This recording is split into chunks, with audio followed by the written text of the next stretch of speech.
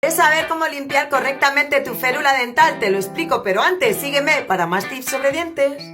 Necesitaremos jabón neutro de manos, un cepillo y agua. El cepillo que uses para tus prótesis no puede ser el mismo que tu cepillo dental. Tiene que ser independiente para no transmitir bacterias de uno a otro.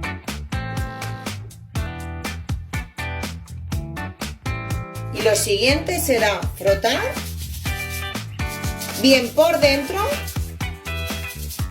y por fuera. Pasar agua debajo del grifo y si hace falta volvemos a hacer la misma operación hasta que veamos que nos queda bien limpito.